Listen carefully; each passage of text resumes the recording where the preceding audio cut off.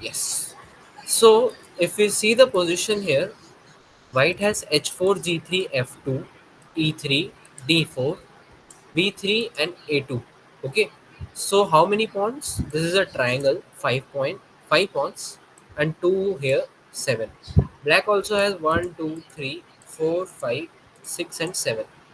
So in totality, black also has seven pawns. Okay, and notice of white king is on g2, black king is on g8, and knight, he has an extra spare knight on f8.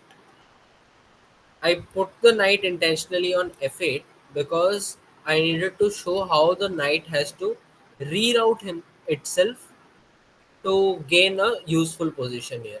Okay, I mean, what I'm trying to say is why the black has to spend. Imagine that you have 30 seconds, and black has to spend time to navigate his knight to d7 and then to maybe b6 or f6 or b8 followed by c6. These kinds of position we will explore every detail, every move in detail. Okay, so let's start. So, okay. First of all, it's black to move, and by seeing the position, I hope you would have understood what is to be done.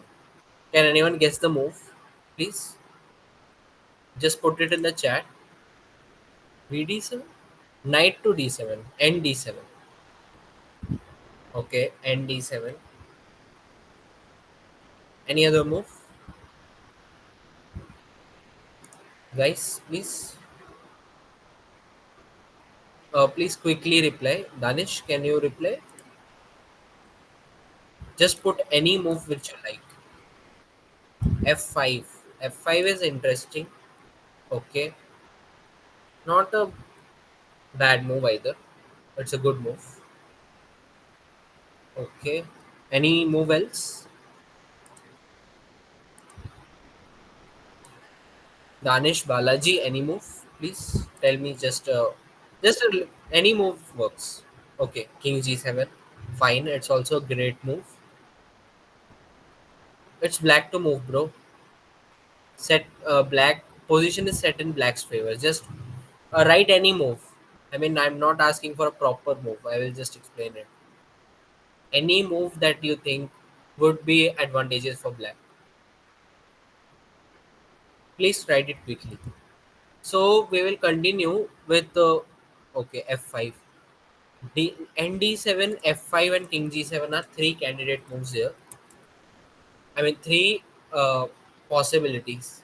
And candidate move means a move which is considered to be the best move in a given situation. Okay, and b5. Yeah, practically you can play anything here. B5 is one good move, and nd7 is probably the best move, I think. Let me promote this. nd7 is probably the best move because it aims to go for f6 and then e4, one choice, or it can go to b6, c8, d6, b5, c3. It is a complex move.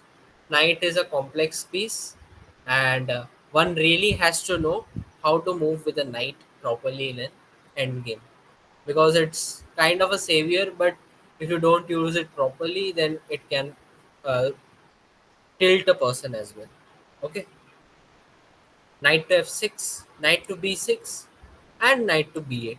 Three options are there with the knight. It is the best move because activating your knight actually makes a lot of sense when you are having only 30 seconds on the clock. Another move which was given to me was f5. But what I think is the issue is it allows king f3. It's not a bad move, but black has to go king f7, king f4, and king f6 here in order to avoid the entry of g5 king. Like we said, right, we have to go for control. You can also play h6, but you are allowing king e5, and then you have to play king e7. So instead of playing h6, just play king f6, and this is a secured position, I think. And now if he goes g4, we can just take it. Either we can take it, or yeah, taking is the best move. I was thinking about it. h6 here. Sorry, it's not h5. It has to be h6. I was thinking about that, but then g5, and this gives a control, bit of control, but then we have nh7, and at some point the king has to dislodge itself. Okay, but the problem is after, let's say, king e5, nh7, and then you have f4, this knight is misplaced, kind of. So it will take some time to go to f8 or things like that. And then maybe the king can march forward. This is an unnecessary complication. That's why I didn't prefer h6. I will mark it as an inaccurate move, dubious move, or an inaccurate move. Okay. So best move is king f6, and f5 is possible. There is no harm in going for it. If white goes g4, just take it. And here the problem of control doesn't exist, because the point is you simply have an extra knight. You can just place it on e7, and if he goes somewhere, then maybe h5 or h6 is also good. But h6 allows f4, so you cannot go g5 here without nh7. Okay. Pro- am I good? I'm just trying to explain you that h5 is possible, but the point is you are allowing king h4, and then you can just play knight to d7 easily. Thereafter, with idea is to play e5 and d5, knight e5. Game is wide open for black, and it's easy to win.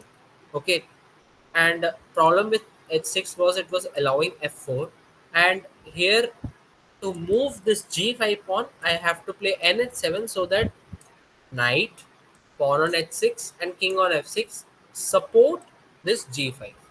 Three supporters, three defenders, sorry, three attackers and three defenders. That's what our mantra is. Basically, if we are moving a piece, and if the number of defenders is equal to number of attackers in a position, then defending side will have the upper hand, and they will be able to protect the control of the square. Okay, but if attacking pieces are more in a square and defending are less, then the attacking piece will get the chance to go forward. For example, what I'm telling is nh7, let's say he moves a4 here, and then we go g5. Now h takes g5. Notice this very carefully. How many attackers? Can anyone guess? How many pieces attack this g5 pawn? Or how many pieces exercise control over this g5 pawn? Just put a number. One, two, three, whatever number you think. Three, three, okay. I don't need the pieces, just put the number, because if you put the number, you understand it. That's it. Okay. You are correct. 3 points, one, two, and three. Three control squares. But do we have defense of three control squares? Yes or no? Uh, Please put Y or N, or put a thumbs up, whatever. Okay. Y.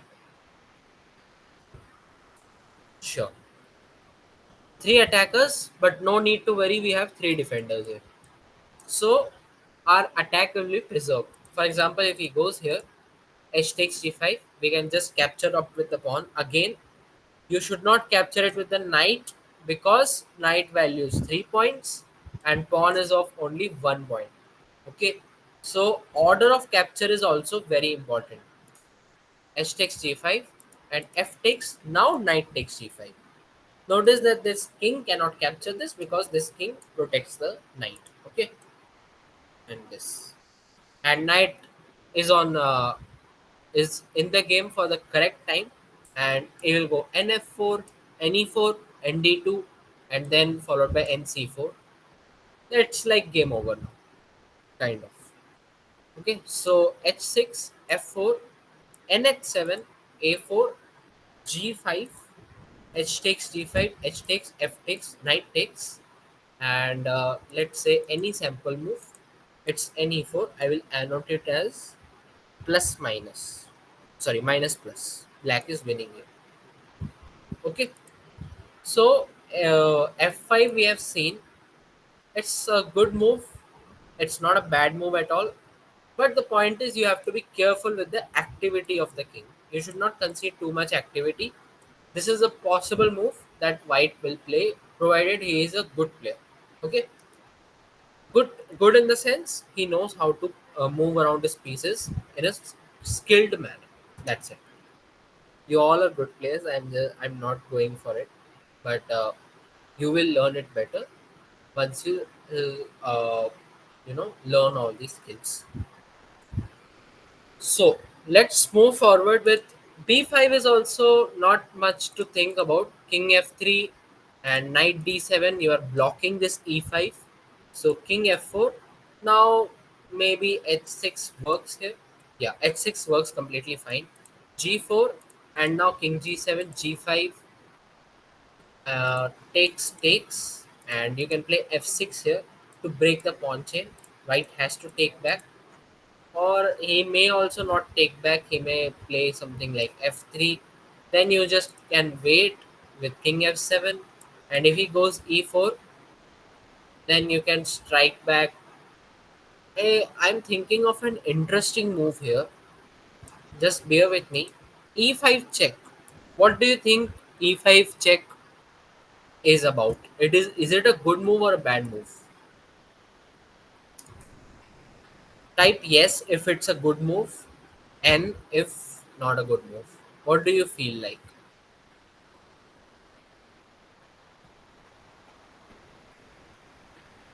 Okay, okay. So you feel that it is a good move.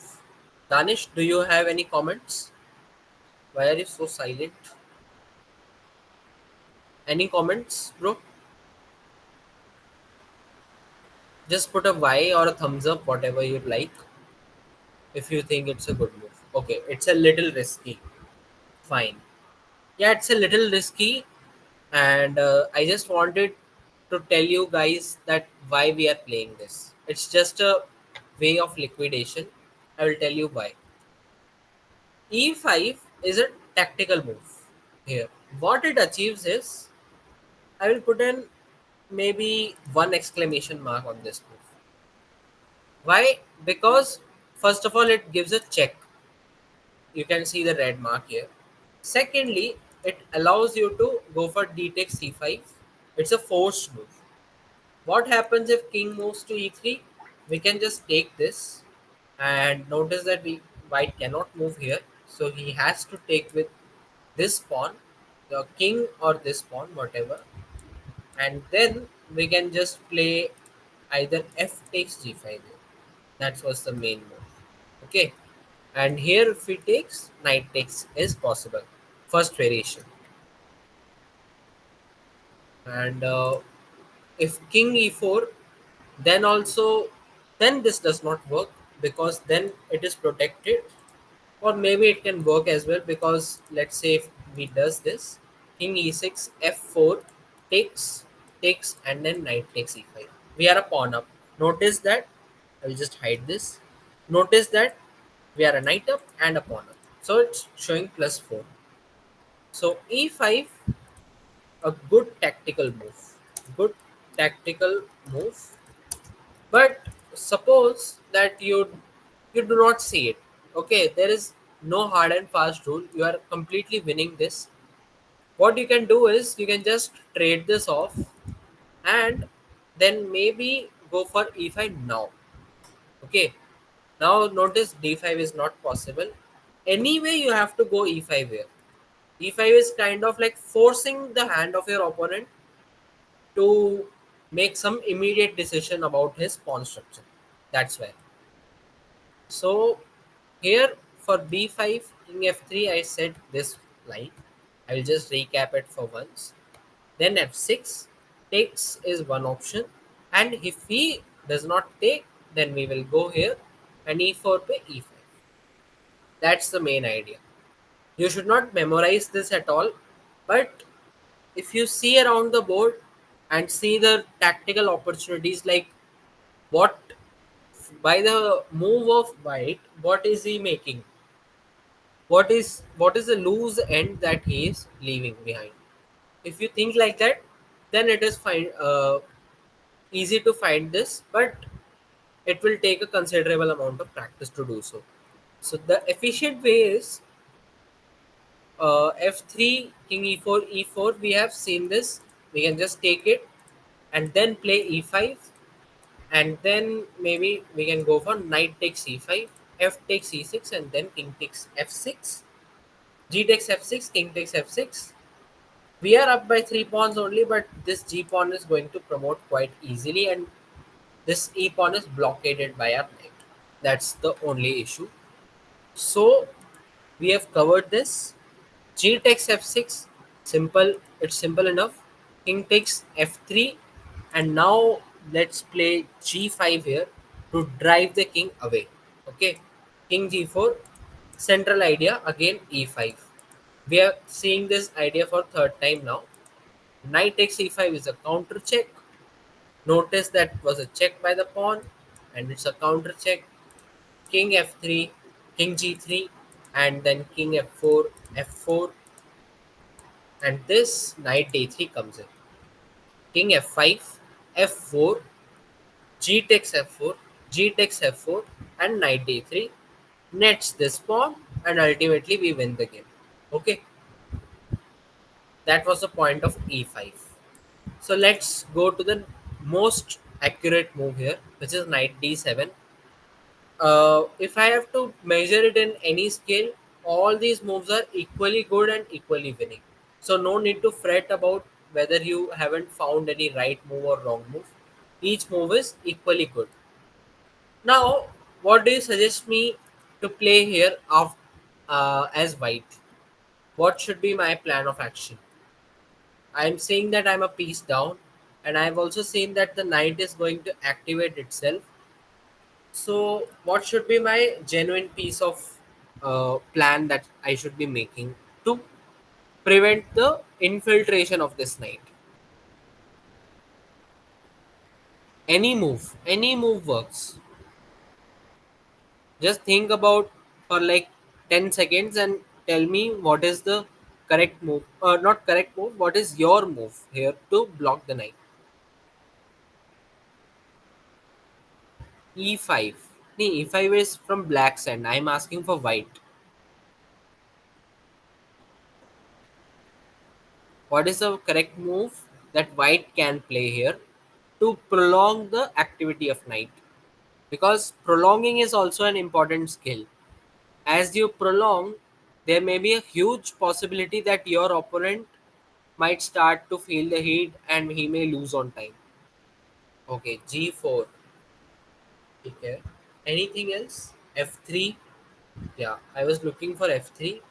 f4. Okay. Okay. So let's discuss one by one. e5, sorry, not e5.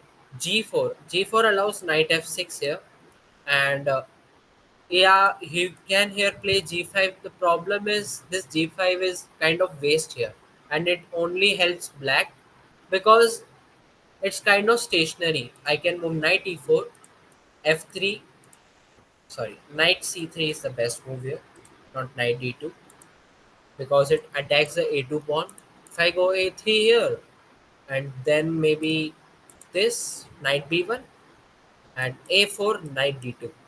The problem with having a knight on the opposite rank is you will not get any respite by with regards to its protection. We have seen in the bishop endgame that when you have a dark bishop, and if you place the pawns on a lighter square, then at least the pawns are not attacked by the bishop itself. But it's not the case with knight. It will go all the way around and swindle around the squares you occupy, and it will try to capture the pawns as many as possible. So let's say white plays b4, then maybe we can play b5 as well, just to create some liquidity or trading. Here white can choose to play b5 and sorry, a5, and then maybe to reach this b4 pawn we need to go d3. So we can play b1, a3, c2. This is one possibility. Let's see how it works. Knight a3, king e2, and we are just in time to play knight c2 to take this b4 pawn. Now king cannot protect this, and king c3, knight c6. It's like whole position is falling apart, and these two pawns, as I said earlier, before yesterday or day before yesterday, I said that two pawns protect each other. So even if the king tries to go behind the b5 pawn to get to a6 pawn like this, and then to this, and then to this, and tries to capture this, immediately you can push this b5 pawn upwards, and the king will not able to uh, either capture it or to stop it from queening, because king only moves one square at a time, and it will be too slow to capture the pawn. That's the main idea. So we have seen g4. It's not the best move. Let's go for f4. It creates a hole on e3, and we can just play maybe knight f6, king f3, h5 now, and e4 is not possible, g4 is not possible. That's why we played h5. And there are two benefits of playing h5. It stops g4 first up, and it helps us to place the knight on g4 here at an appropriate time, because e4 is coming. So we will just improve our king's position now, and white will have to just wait on the sidelines, and as we improve the king's position, we can just place the knight on g4. For each endgame, the problem is same, and the methodology remains similar. We have to activate the king at any cost, because these pieces cannot do the job on their own, and as the complexity increases, like one pawn, two pawn, three pawn, there will be no control by the knight on the pawns directly. Without the supervision of king, knight cannot do anything. Okay, so f4, nf6, king f3, h5 completely blocks the counterplay of white, and white will have to totter here. We will just go for this, king e7, a4 for example. You can play king d6, ignore the queen side at all. Then b5, just take this, and yeah, you can play b6 here, or you can just leave the queen side. If you have very, very limited time, just go for something like ne4 or ng4. Both work equally. Ng4 is an enticing move because it allows e4 here, but the problem is you have knight f6 and you cannot come here. Okay, that's the main problem. Sorry, it's b5. Yeah, there was a lot of variations, I guess. Yeah, here b6 is one option, or you can go ne4. Ng4 allows e4, d takes, king takes, nf6 check, king e5, or maybe king d3, and then just go nd5. Okay, and you can go nc7 on the next move. When he plays king c4, then you can play nc7. He has to move something, that which is his king, and now capture this d5 square. King to c3, knight b5 is coming, and otherwise this d4 pawn is obviously falling with the king. I hope you understood it, and let's move forward with the next position. Here the correct move, which I feel will prolong the resistance of white, is f3. Why f3? It's a very intuitive and deep idea. Problem is, what is the problem that we are foreseeing with the knight? We are foreseeing that the knight will go to f6 and then will go to either g4 or e4. So we are playing f3 to discourage this knight from coming to f6, because we are telling black that hey, you don't have a future if you land on f6. So black has to think for like 2 3 seconds, and then he comes up with another idea, nb8. Now what does nb8 achieve is it goes to nc6, and tries to prevent the idea of white pawns advancing from the queen side. It basically what it does is it goes to the queen side to capture both these pawns and create some activity. Now white is again trying to restrict. He plays a3. Now a3 is a good move. Why? Because it does not prevent the knight from coming to knight c6, but rather what it does is it blocks this b4. Okay, and now knight c6, you can play b4. It also blocks this a5 square as well. So if you see, white is trying to block as many pieces as possible.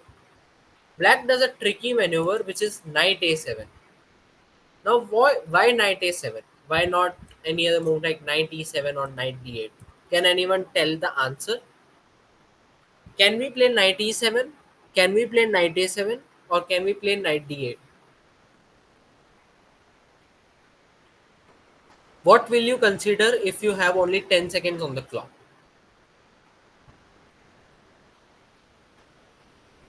Answer quickly, please. Knight a7, knight e7, or knight d8? Only three options. Knight e7. Okay. Any other move? Balaji Jayesh, Danish, any other move?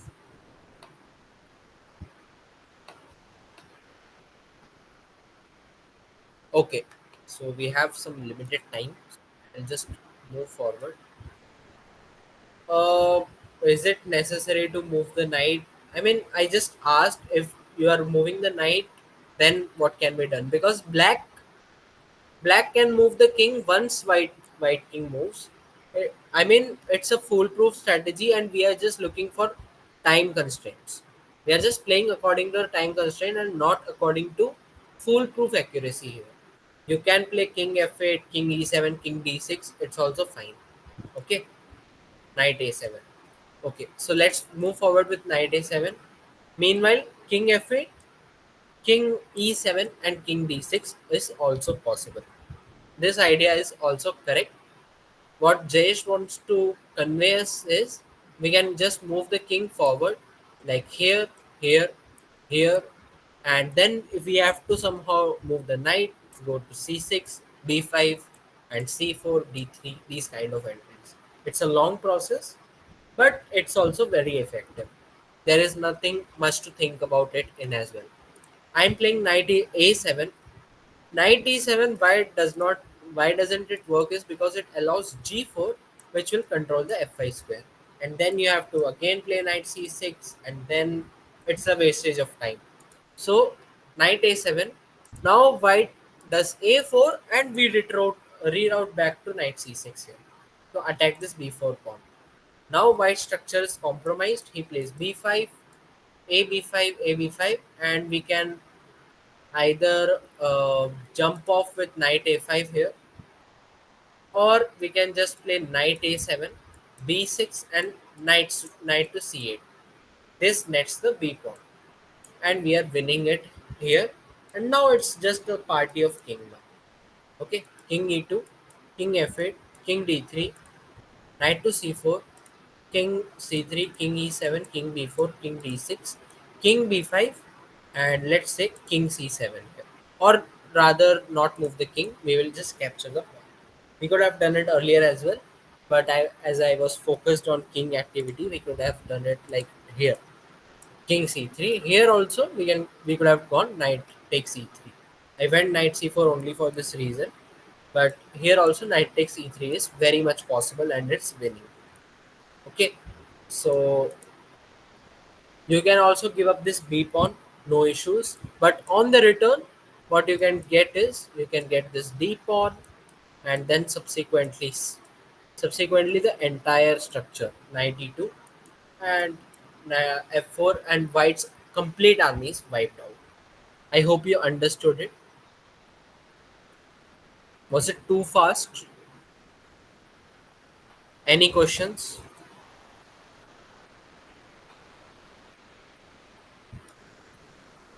Any questions, guys?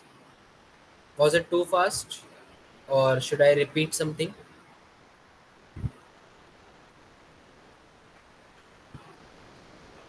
Hello, is my voice audible? Yes.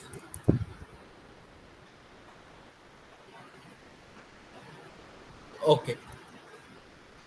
So here we have achieved. There are a lot of sublines here. Just to give you an illustration and overview of how the game would have panned out. Because why I'm giving so much sublines is because you haven't played the tournament today due to some external reason, due to some server crash or any external reason. That's why I'm trying to cover as many moves as possible. So the correct move here was F3. Where was F3? Here it was. No, here, no, no. Here. It was somewhere here. Yeah, F3 was the main move.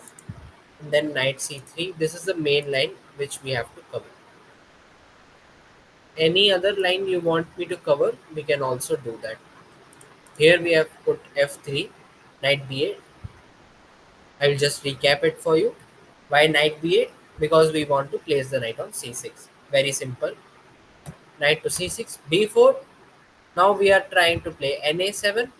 Other moves are also possible. Na7 is my preference.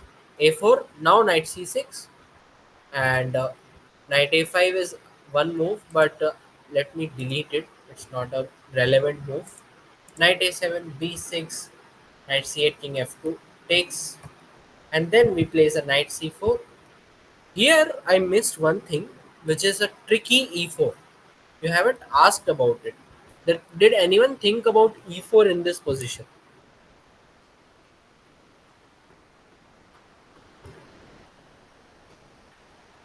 What if I'm playing some tricks and trying to play E4? What is your response here? You have only 5 seconds. 4, 5. Just move the king. Cool. Any other thing? You have to think fast. You cannot think more than 5 seconds here because, okay, let me cover this. If white is offering you some tempting option, don't go for it because he will not capture here. He will instead capture this. And you may wonder that we are creating a square here, but unfortunately, king can move in and king e2, and this can be captured. Now, if you see, it's still winning for black, but you have made the win very hard for yourself. That's why whenever he goes e4, okay, just don't take this. Move the king ahead. Let him go e5. No issues. King d7. Bring the king as close as possible, like we discussed, and you can play knight d2 here, and then maybe knight to e4 directly, or a prophylactic h5 move. What is a prophylactic move? You're expecting some move from white, but on those expected line, you are saying that okay, if I play this move, it will not allow the white pawn to move forward. In this position, we are saying that g3 cannot move. G3 has the possibility to go to g4, so I am playing h5 to avoid g4. That's known as prophylactic move, and we are playing so that we can play knight e4. That's the main move.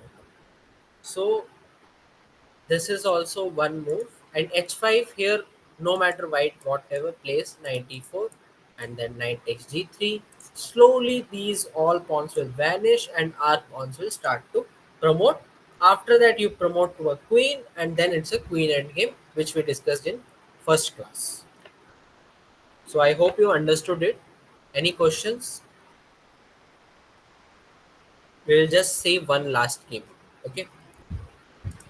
I played this around 10 days ago, I guess, in a 10 plus 0 rapid game. It was a Nimzo Indian defense. I will just go through the openings quickly. It was black here. I played Nimzo Indian. This is known as a Nimzo Indian. D4, knight f6, c4, e6, knight c3, bishop b4.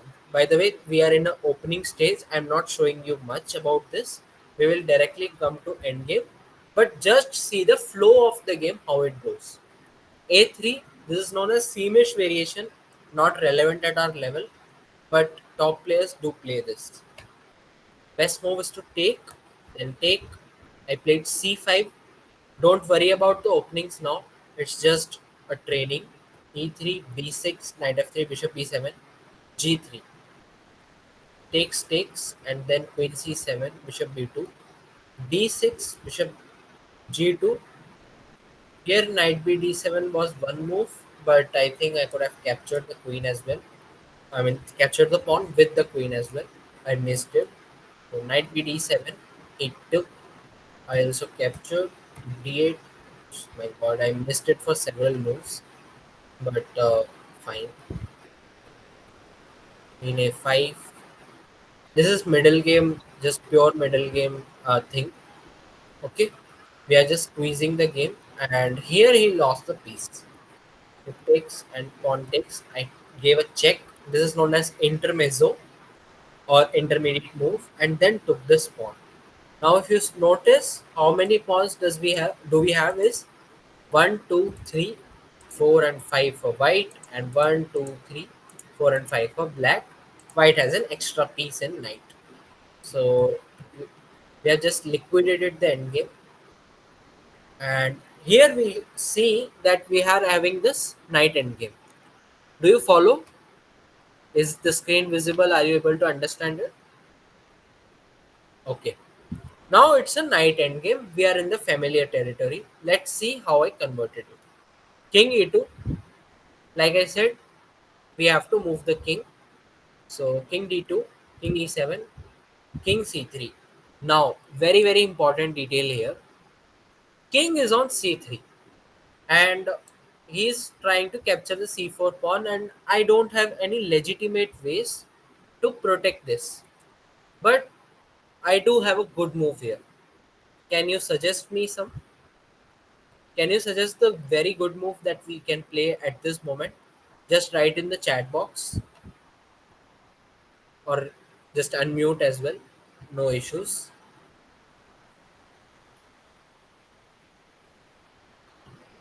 A good move which will restore equality. Okay, I think you have seen it. Okay. Any other move, guys?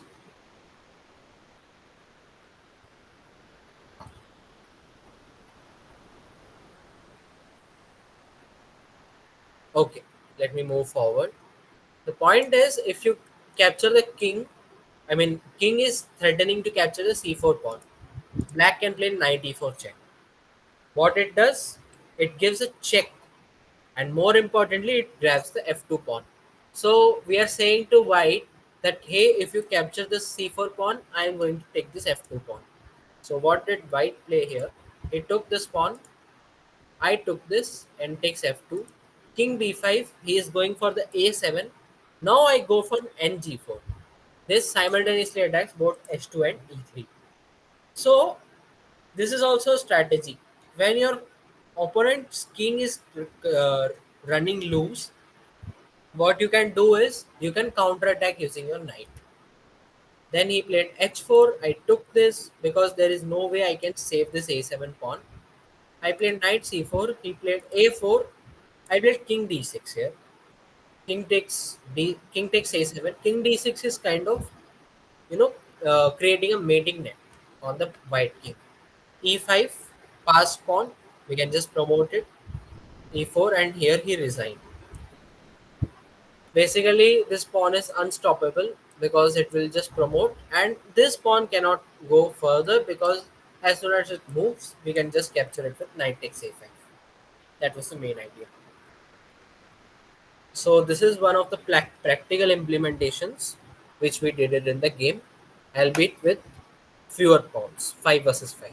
Okay, I hope you understood it. Any questions?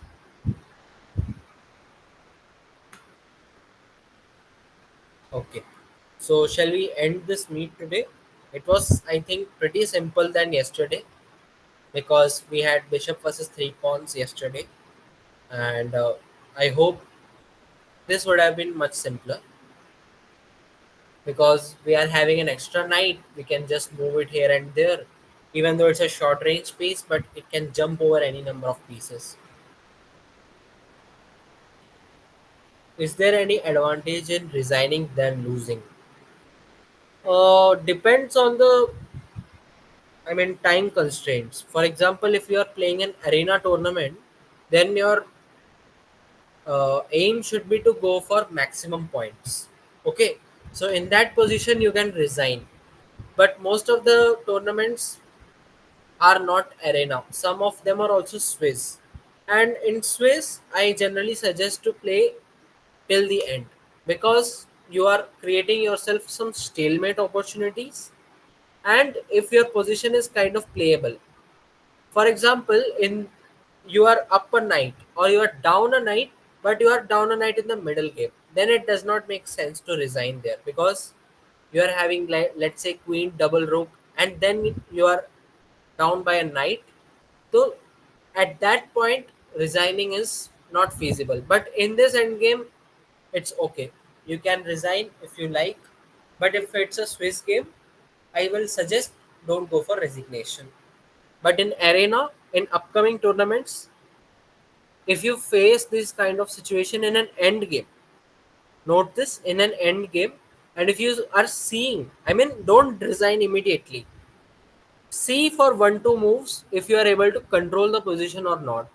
And if your opponent is playing like a good player, I mean, if he is like reeling off all the good moves, then it's your choice. You can resign and try to make your luck in the next games.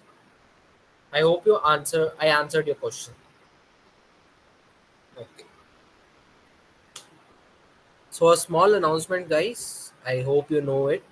CSL is coming on 22nd of September, and I hope many of you have registered for the same.